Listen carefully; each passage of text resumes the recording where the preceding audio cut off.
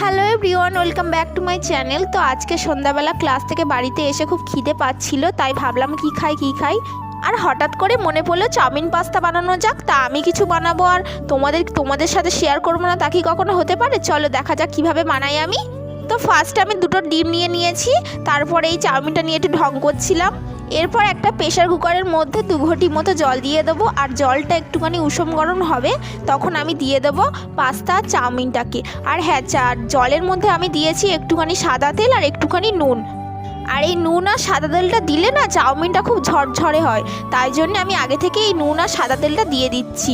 তোমরাও বাড়িতে ট্রাই করবে, দেখবে তোমাদের চাউমিনটাও আর জড়াবে না। তো এবার আমি ভালো করে গ্যাসের মধ্যে বসিয়ে দিচ্ছি প্রেশার কুকারটাকে।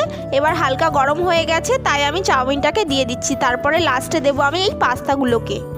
আর তোমরা দেখতে পাচ্ছ এই আমার বডিগার্ড, এই বডিগার্ডটা আমি যেখানেই যাবো সে হামাগুড়ি দিয়ে আমার কাছে ঠিক আসবে। আর এই কান ধরতে বলেছি, বোতলে মুখ দিয়েছে বলে দেখো কি কিউটভাবে কানটা ধরল।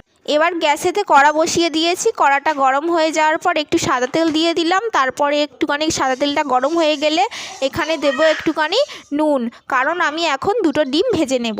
তোমরা যারা আমার চ্যানেলটাকে এখনও সাবস্ক্রাইব করোনি, প্লিজ সাবস্ক্রাইব করে আমার পাশে থেকো। আর আমি আরও নতুন নতুন ভিডিও বানানোর চেষ্টা করব।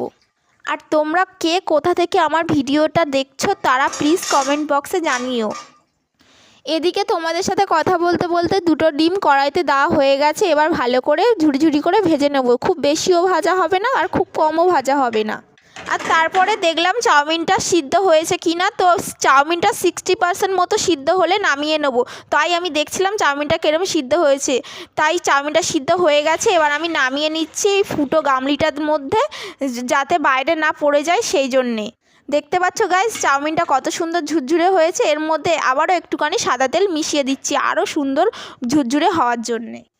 এরপরে আবারও কড়াইতে একটুখানি সাদা তেল দিয়ে দিলাম। সাদা তেল গরম হয়ে যাওয়ার পর ওখানে দেব কুচনো পেঁয়াজ আর কুচনো রসুন আর একটুখানি কাঁচা লঙ্কা। যে যেরম ঝাল খাও তোমরা সেরমভাবেই দেবে ঝালটাকে। তারপরে হালকা করে নাড়াচাড়া করে নিতে হবে, ব্রাউন করে ভেজে নিতে হবে।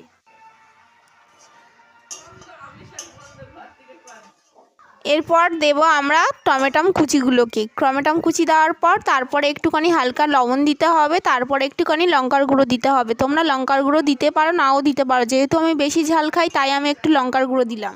লঙ্কার গুঁড়ো দেওয়ার পর এখানে দেব সেই আগে থেকে ভেজে রাখা কুচনো ডিম ভাজাগুলোকে। আবারও একটু তেল দিয়ে ভালো করে ভেজে নিতে হবে, যাতে মশলাগুলো ডিমের মধ্যে ঢুকে যায়। আর লাস্টে সেই চাউমিন পাস্তা সিদ্ধটাকে দিয়ে দেবো কড়াইয়ের মধ্যে। তারপরে হালকা একটু তেল দেবো আর নুন দিয়ে নেড়ে ছেড়ে ভেজে